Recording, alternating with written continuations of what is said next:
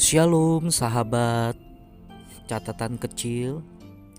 Pada hari ini saya akan berbicara mengenai saling mengasihi.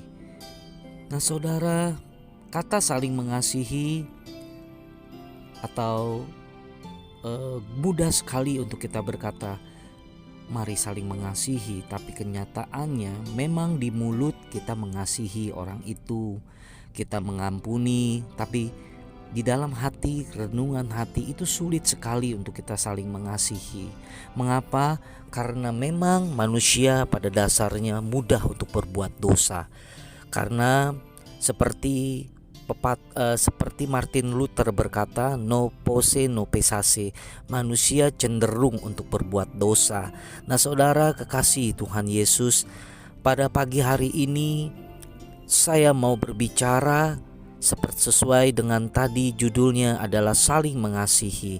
Nah saudara kekasih Tuhan Yesus, kata mengasihi haruslah timbul dari hati yang paling dalam. Kata mengasihi atau kita mau berbuat kasih bukanlah karena ada desakan ataupun karena keadaan. Karena kalau ada desakan dan karena situasi itu bersifatnya kasih yang situasional. Artinya sesuai dengan kondisi. Kadang kita bisa mengasihi, kadang kita tidak mengasihi. Nah saudara kekasih, kata mengasihi harus berdasarkan dari apa yang Tuhan mau. Nah saudara kekasih Tuhan Yesus, di dalam Yohanes 13 Tuhan Yesus berbicara. Yohanes 13 ayat 34 berkata, Aku memerintahkan perintah baru kepada kamu, yaitu supaya kamu saling mengasihi. Yesus berkata, kamu saling mengasihi sama seperti aku. Artinya ada contoh, Yesuslah yang menjadi dasar kita. Mengapa kita harus mengasihi sesama kita? Lanjut, sama seperti aku telah mengasihi kamu, dengan demikian pula kamu harus saling mengasihi. Inilah perintah Yesus. Inilah perintah Yesus yang harus kita turuti, yang harus kita lakukan, mengasihi sesama.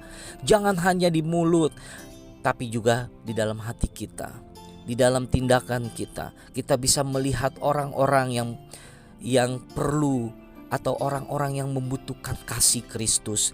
Ketika kita dibenci, ketika kita punya kesempatan untuk membalas kejahatan orang itu kepada diri kita, tapi kita tidak melakukannya. Mengapa? Karena kita tahu Yesus mengajar kita untuk kita mengasihi.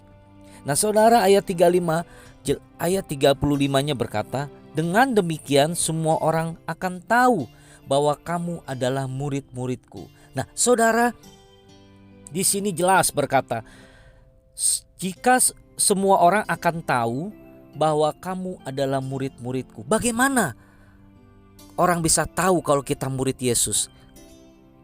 Yaitu kita mempunyai kasih. Nah saudara kekasih, kalau kita memiliki kasih, Yesus mengakui kita sebagai murid-muridnya. Jika kita punya kasih, Yesus mengakui kita sebagai anaknya. Jika kita punya kasih, artinya Yesus memang sebagai contoh buat hidup kita. Nah saudaraku, pada hari ini biarlah kita terus mau belajar mengasihi. Sepahit apapun dalam kehidupan kita, sesakit apapun orang menyakiti kita, tapi kita belajar mengasihi. Bukankah firman Tuhan berkata, kasihilah musuhmu? Nah saudara, di sini jelas kekristenan ada dasarnya adalah kasih. Yesus datang ke bumi ini karena Ia mengasihi dunia ini dan ingin membebaskan kita dari setiap kutuk dosa. Nah saudara, mari kita saling mengasihi tanpa pamrih, tanpa paksaan. Kasih dari renungan hati kita yang timbul karena Yesus lebih dulu mengasihi kita semua. Tuhan Yesus memberkati.